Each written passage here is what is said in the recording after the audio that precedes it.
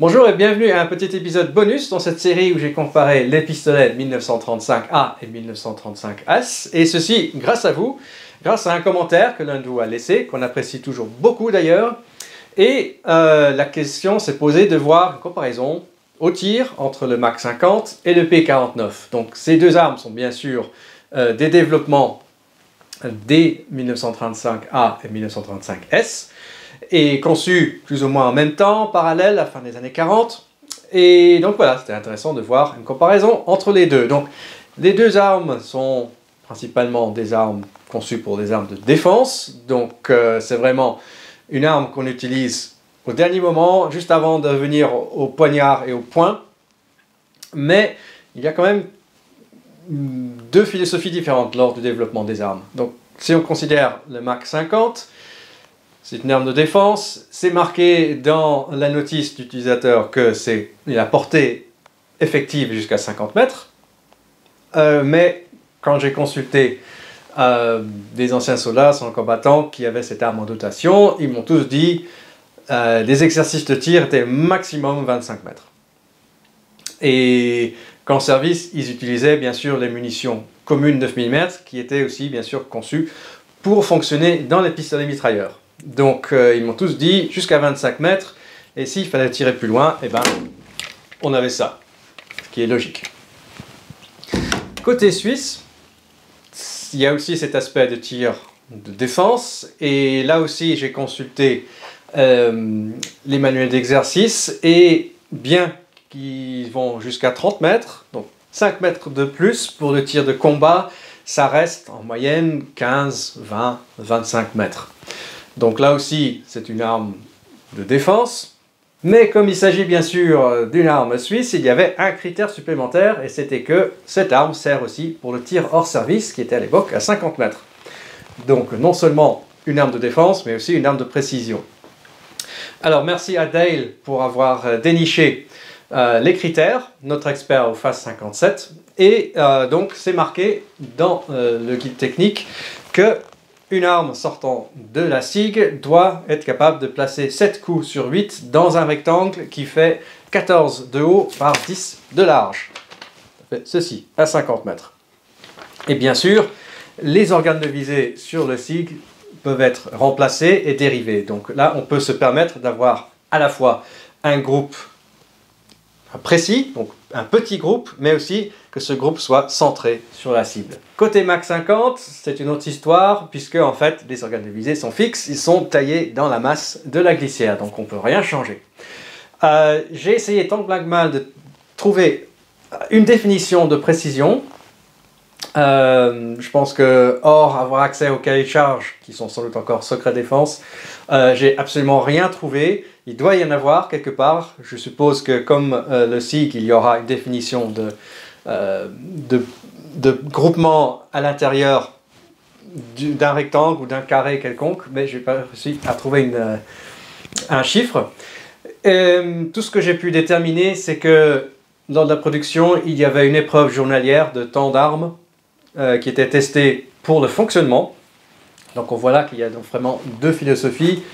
Précision d'un côté, mais aussi il faut simplement que ce soit une arme fiable, puisque c'est une arme de défense, on va tirer jusqu'à 25 mètres et c'est plus ou moins garanti qu'on va toucher, on va dire, une silhouette humaine à 25 mètres. Où exactement, c'est pas vraiment important, c'est une arme de défense. Alors en ce qui concerne le tir, ce que je propose de faire, c'est une première série, simplement un chargeur, donc 8 coups sur une cible de précision à 25 mètres, le faire assez rapidement. Donc simuler un peu le tir de combat, on n'a pas le temps vraiment de jouer avec la détente. Et ensuite revenir à 15 mètres, c'est une silhouette humaine. Et là aussi faire 5 coups un peu plus rapidement qu'à 25 mètres et voir un peu le résultat. Alors commençons par le P49. Donc il s'agit de l'arme que j'utilise le plus en fait. Donc dans toutes les compètes ici en Suisse, le pistolet, j'utilise cette arme. Et donc pour rester fair play quand même, j'ai remplacé les plaquettes noires qui sont légèrement ergonomiques par les plaquettes de service en bois. Alors voyons voir ce que ça va donner. C'est toujours intéressant de se revoir tirer, puisque lors de la série, j'avais l'impression que j'allais relativement vite, mais là, en me regardant, j'ai quand même pris mon temps. Donc on verra ce que ça donne sur cible.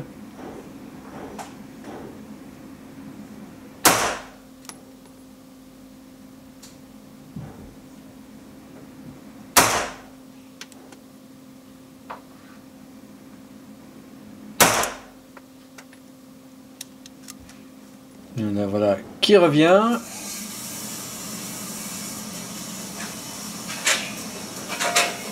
Non, c'est pas trop mal. Un peu à gauche. On est relativement bien groupé. Passons maintenant au Mach 50. Donc là, la prise en main est totalement différente. Pour les deux d'ailleurs, les plaquettes sont assez volumineuses. C'est assez intéressant.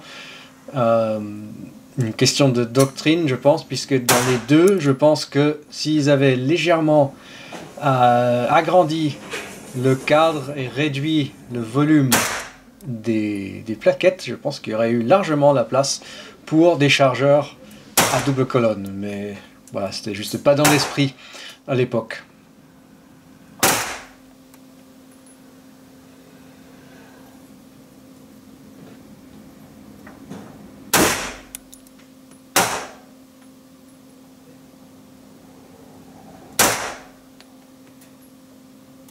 Là, on va voir.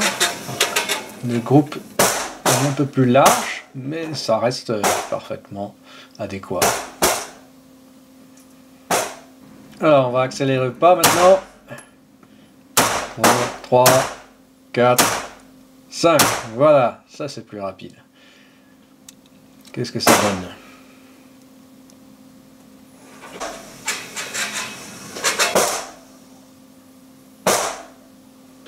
Voilà, là on voit bien la conséquence du tir rapide, ça remonte petit à petit, mais bien centré en tout cas.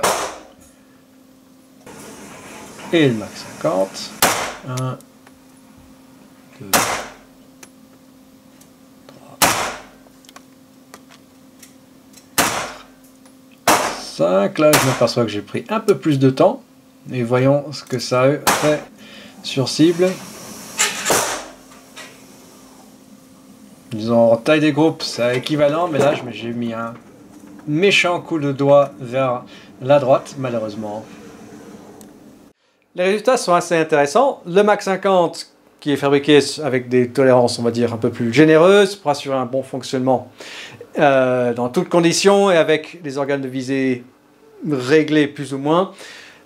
Et de l'autre côté, le P49, avec une fabrication très très soignée, une détente magnifique, et on s'aperçoit que en conditions de combat, donc avec du tir relativement rapide, on voit que l'avantage de l'un par rapport à l'autre est vraiment négligeable. Clairement, on voit l'avantage d'avoir des organes de visée réglables, puisque le SIG est parfaitement ajusté, les groupes sont bien centrés. Tandis qu'avec le Mach 50, si je veux faire du tir de précision, je vais devoir dériver un peu mon point de visée pour compenser. Donc, j'espère que c'était intéressant. Peut-être que c'est intéressant aussi pour les anciens combattants parmi vous. Et je vous remercie pour votre attention et votre soutien, quelle que soit votre plateforme de choix. Et on se reverra donc très bientôt au stand ou ici à l'atelier.